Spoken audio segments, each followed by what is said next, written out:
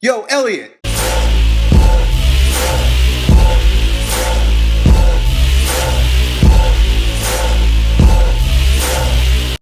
we had a question from our buddy who wants to grow taller. He's about 5'8", and he wants to know, are there exercises? Is there a program? In fact, someone told me that swimming will support me in my height gains, and he wants to know if Elliot Hulse has any ideas.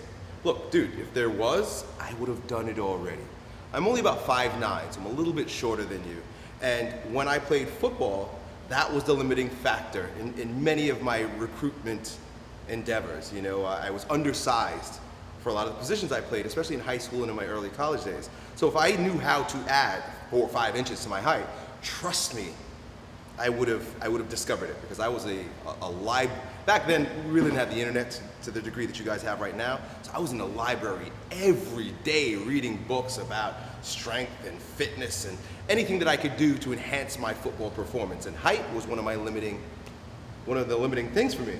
So that being said, there's no way to lengthen your bones that I've discovered. There's no way to actually get taller. But there are exercises that will support your posture in such a way that you may add 1 or maybe 2 inches to your height. Now, it's not that your bones are getting longer. It's not that you're actually growing taller. What you're doing is you're getting rid of muscular imbalances that most people generally have that cause you to slump down a little bit, right? So I'm going to go over some of the most general muscular imbalances that squash people down. You know, and they say when you get older, you start getting shorter. Well, you don't necessarily get shorter, your posture just gets more fucked up. So what we're gonna do is we're gonna work to support your posture right now, as it is. I'm gonna give you a few different options as to, a way to discover what type of posture you have. And then what you're gonna wanna do for the rest of your waking days, the rest of your life, you're going to wanna use exercises that support good posture. My grandmother's, I guess you could call him my grandfather. They just got married, right? Old people get married. But my grandmother's husband, he's like 90 years old, and the dude is as straight in as an arrow. I mean, he walks around and he's in great shape. He trains, he works out, he plays tennis. He's 90 years old and he plays fucking tennis.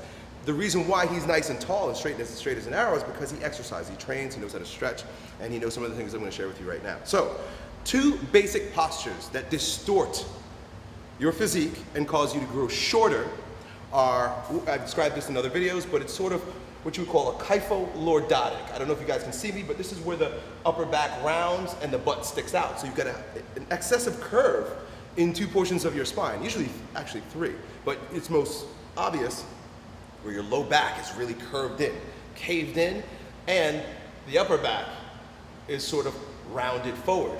Just imagine, look at your spine, right? Imagine your spine was pulled straight out.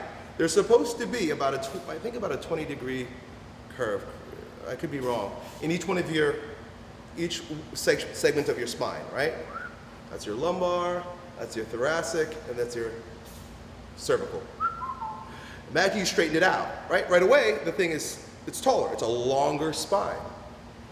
Then take it and push it back down. If you push the spinal column down, that S increases. So you've got an increased curvature in the lumbar spine and increased curvature in the thoracic spine, and they end up looking like this, right? Of course, I'm exaggerating, but look how much shorter I just got, right?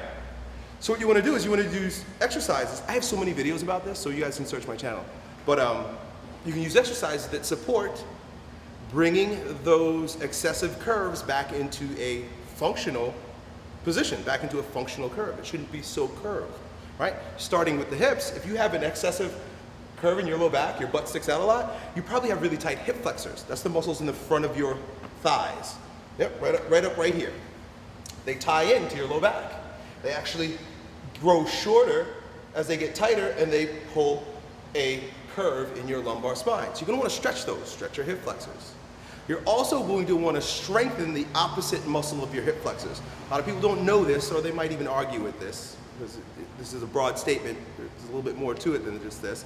But your deep abdominal wall, your pelvic floor, your transversus abdominis, your lower abdominals, they would call it, is the muscle that opposes the hip flexors. So as you strengthen your deep abdominal wall by doing tummy vacuums and doing You know, a lot of Pilates is a good exercise modality that helps strengthen what they call your powerhouse, but anything that strengthens that lower abdominal, right? And you know you're strengthening your lower abdominals because your butt starts to tuck under a little bit, right? You pull your belly in, your butt will sort of tuck under a little bit, right?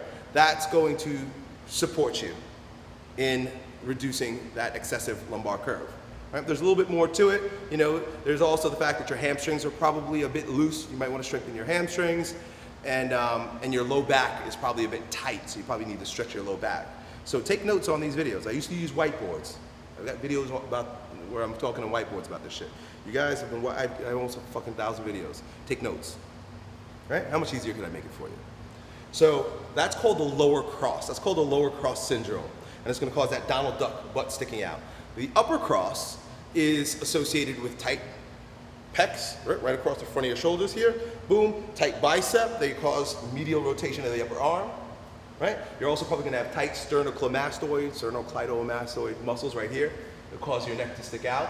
And you're going to have weak, so obviously, let me slow down. You're going to have to stretch those muscles, stretch the pecs, stretch the biceps, stretch the neck, this part of the neck right here, and then strengthen the complete opposite. Your scapular adductors, the muscles that cause your shoulder blades to pinch in and down, right?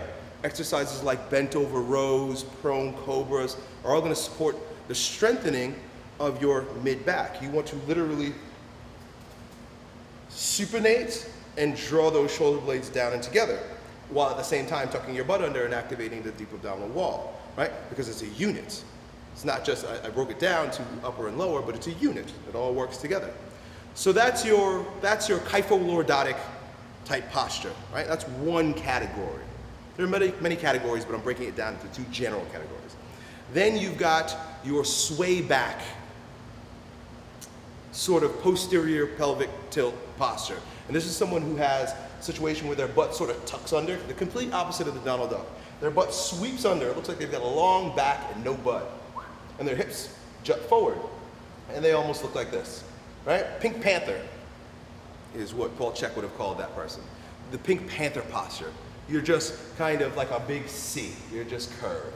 The other one looks like an S. You look like a C. That person, the upper body stretches are going to be the same, so I won't touch it.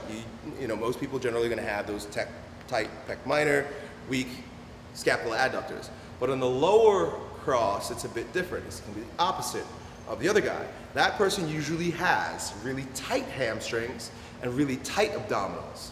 And they need to stretch. They really actually need to stretch the abdominals. They probably shouldn't be doing very many crunches, this person. The other person should probably do a lot of crunches, a lot of abdominal exercises.